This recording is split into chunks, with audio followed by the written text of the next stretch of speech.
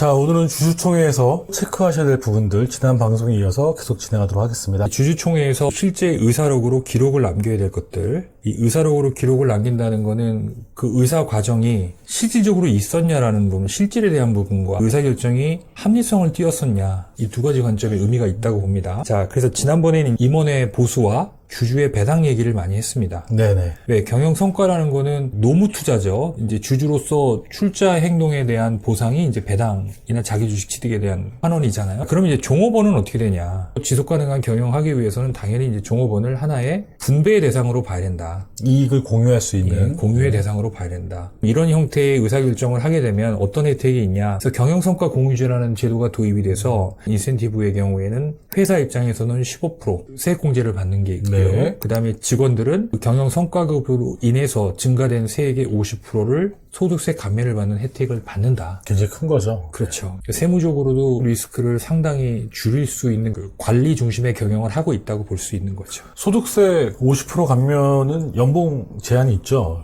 그렇죠. 이건 연봉을 받는 사람들에게 주려는 혜택이 아니고, 그러니까 이런 것 같아요. 7천만 원이라고 돼 있습니다. 그래서 이제 아마 이 법을 만드신 분은 7천만 원 넘어가면 이게 임원이거나, 아니면 이제 중소기업 평균 연봉 따지고 해서 이제 7천만 원이라는 기준을 마련해 놓은 것 같은데, 개인적으로는 이거 좀 보완이 돼야 될 것 같아요. 중소기업의 발전에 기여를 하려면 1억 이상도 감면을 해주는 게 어떨까 하는 게 제 생각이에요. 7천만 원이 낮죠. 네. 대표이사의 특수관계나 이런 사람들은 배제가 되더라도 이거는 좀 한도 상향이 조정이 됐으면 하는 바람이 있습니다. 자, 이제 자본정책으로 넘어갈까요? 네. 자본정책은 다른 건 아닙니다. 우리가 증자나 감자라는 행위를 하게 되잖아요. 네네.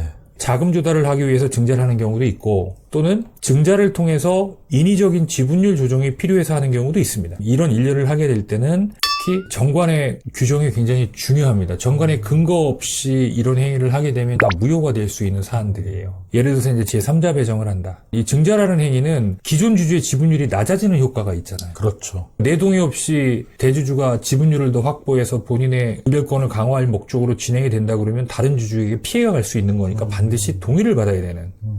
중요하죠. 또 우선주를 발행하는 경우는 이제 우선주 발행 요건들이 정관에 명시가 돼 있어야 되는 거죠. 네. 그 다음에 이제 준비금을 자본에 전입하는 경우에도 정관에 명기가 돼 있어야 되고요. 자본금 감소 행위도 정관에 명시가 돼 있어야 됩니다. 그러니까 자본 정책을 실행할 경우에 대비해서 정관에 대한 부분도 그래서 이제 필요하다. 만약에 2024년도에 증자나 감자라는 행위가 이루어질 개연성이 있다고 하면은 정관 개정도 주총의 안건으로 부의를 해야 되겠죠. 10번째는 비상장 주식가치 평가입니다. 그러니까 일단 3월 되면 결산이 다 끝나니까요. 이게 상장 주식이 아니지만 적어도 내 회사 주식이 어느 정도의 가치가 있는지 정도는 알아둬야 될 것 같아요. 뭐 회사의 가치는 주식평가로 결정이 되잖아요. 뭐 내가 산 부동산이 얼마인지 관심이 없다? 자본주의 사회에서는 굉장히 무책임한 행위겠죠? 네. 그래서 결산을 어차피 하시니까 결산할 때 약간의 비용을 더 주시고 담당 세무사한테 우리 회사의 주식 가치를 좀 평가해달라. 그래서 전년 대비 얼마나 증가했는지 감소했는지, 그리고 증가한 원인과 감소한 원인이 뭔지, 그리고 올해 예상되는 이익을 반영하면 내년에 주가가 얼마나 상승 또는 하락할지, 특히 주식 이동 이슈가 있는 기업들은 이런 행위가 되게 중요한 의사결정의 판단 기준이 될 수 있겠죠. 그 다음에 주식을 증여하거나 주식을 양도하거나 혹시 차명 주식에 있는 경우에는 주가에 따라서 여러 가지 회수 방식이나 세금이 달라지는 거니까 이 부분도 한번 체킹해 봐야 되겠고, 또 가압승계 특례 제도를 도입하기 위해서는 적정 주식 가치 도출이 굉장히 중요한 하나의 요소거든요. 그러니까 이런 이벤트가 있을 기업은 주식 평가를 먼저 해볼 필요가 있습니다. 1년에 한 번쯤은 당연히 검토해 보시는 게 도움이 되시는 것 같아요. 그래서 이제 고평가되어 있는 주식이 있다면 시질 가치에 수렴할 수 있는 방안을 다양하게 도출해서 이제 전략적으로 주식 가치를 낮출 수 있는 대안들을 마련해서 실행에 옮겨야 되는 이제 작업들을 진행을 하셔야 되겠죠. 다음에 이제 세무조사 대응입니다. 최근에 엄청난 금액의 이제 세수 결손이 생겼잖아요.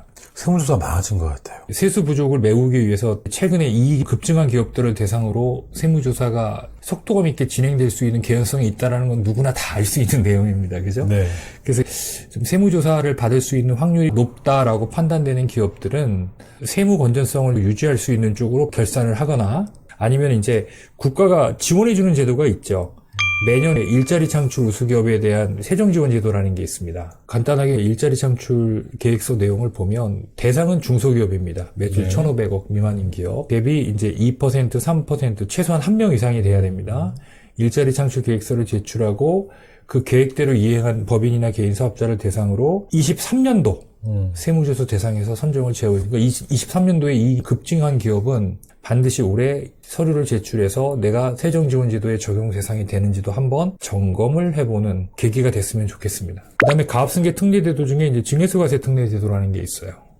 이 제도를 만약에 도입을 하게 된다면 이제 주식가치 평가를 한번 해보자. 네. 가압승계 특례제도에 두 가지 축이 있죠. 증여세과세 특례는 사전에 진행하는 거고요. 사후에 하는 게 뭐가 있죠? 가압상속. 자, 그래서 가압상속공제는 사후에 진행이 되는 거라고 말씀드렸죠. 그래서 사후에 하는 것보다 사전에 하는 게 유리한 경우가 몇 가지가 있습니다. 그래서 이런 경우가 있다 그러면 올해 증여세과세 특례도 한번 실행을 한번 검토해 보시라는 의미에서 말씀을 드리면 우리 회사가 매출이 좀 줄어들 것 같아요. 이렇게 얘기를 합니다. 그럼 주가가 떨어지지 않겠어요? 물론 떨어질 수 있습니다. 그렇지만 그거는 상승폭이 완화되는 거지 주가는 계속 올라갈 가능성이 높아요. 그러니까 상승폭이 완화되는 거를 주가가 떨어지는 걸로 아시는 분들이 의외로 현장에서 많이 있습니다.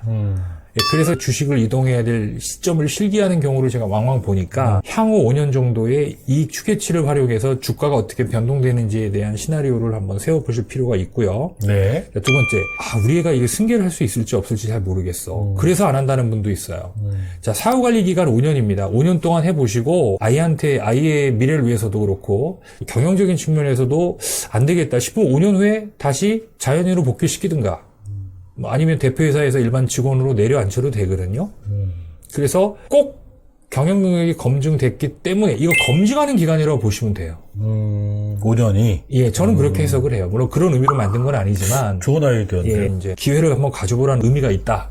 세 번째는 그럼 5년 동안 대표로 겸임하다가 그만뒀어요. 자, 그래도 이런 효과가 나타날 수 있죠. 공동대표로 자녀를 등재해놓고 하면은 일단 대표이사와 동등하게 급여를 받을 수 있죠. 그리고 이제 5년 후에 퇴직금을 받게 되니까 어떻게 보면 자녀에게 5년 정도 상당한 목적 자금을 마련해 줄 수 있는 또 그런 기회를 창출할 수 있어요. 물론 이것 때문에 일부러 가압승계에 1도 관심이 없는 자녀를 이제 목적 때문에 하는 거는 꼬리가 몸통을 흔드는 경우지만 부수적으로 이런 혜택을 누릴 수도 있다라는 점입니다. 자, 그다음에 본인이 급여를 6억씩 받아가요. 그러니까 자녀를 대표이사로 등재하게 되면 6억을 3억씩 쪼개면 그만큼 뭐예요? 세금이 줄어드는 급여 분산 효과도 누릴 수 있다는 장점도 있고요. 그러니까 사후에 하는 것보다 사전에 하면 이런 다양한 혜택들이 있을 수 있다고 말씀드리는 거예요. 자녀의 지분율이 일정 상승하기 때문에 지분율의 밸런스가 어느 정도 맞아지면 균등 배당을 하더라도 세금에 대한 부담이 덜할 수 있죠. 예를 들어서 증여세과세 특례로 주식을 증여해서 4대6, 6대4 이 비율이 되면은 자녀에게 배당을 해줄 수 있게 되면 나름대로 배당 소득세도 줄어들 수 있는 개연성이 많이 있지 않겠습니까? 그죠? 자, 그다음에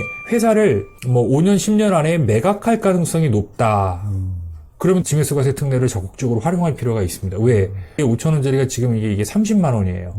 자녀한테 30만 원에 증여하면 자녀는 취득가액이 30만 원이지 않습니까? 그럼 나중에 매각을 할 때 이 차익에 대해서 양도차익이 줄어드는 효과가 생기겠지. 가압상속공제라는 거는 부동산이 있는 법인 같은 경우는 양도세, 이월과세 부담이 될 수 있어. 무슨 얘기냐? 가압상속공제는 나중에 상속받은 자산을 자녀가 처분할 수 있잖아요. 그렇죠. 매각을 하든 증여를 하든 상속을 하든. 자, 이때 이 차익에 대한 세금을 내는데 이 차익을 판단하는 데 기준이 이 상속받을 시점이 아니라 언제다? 피상속인이 처음에 취득할 때 기준입니다. 그래서 이 차익에 대한 세부담이 걱정이 되는 경우에는 증여세과세 특례를 활용하는 게 좋다. 왜? 증여세과세 특례를 활용하면 피상속인의 취득 시점이 아니라 언제 시점이다? 증여 시점의 기준으로 취득가액이 계산이 되기 때문에 그렇습니다. 자, 그 다음에 현금성 자산을 과다하게 보유하고 있는 경우도 증여세과세 특례가 유리한 경우가 있습니다. 어떤 경우죠? 자, 왜냐면 이제 직접 5년간 현금 자산의 평균 10%가 넘지 않으면 가업 자산이에요. 근데 상속이라는 건 내가 언제 죽을 줄 어떻게 알아요? 모르죠. 언제 죽을 줄을 내가 정해놓으면 이 관리를 할 수 있는데 관리를 할 수가 없어요. 근데 증여세과세 특례는 살아서 하는 거니까 이건 충분히 관리하고 통제가 되겠죠. 반드시 검토를 하셔야 될 것 같습니다. 자, 오늘도 증여세과세 특례 관련된 부분 그리고 세무조사 대응 관련된 부분도 말씀을 드렸는데 한 번쯤 검토하시면 실익이 크실 것 같습니다. 자, 오늘 방송 감사합니다. 예, 고맙습니다.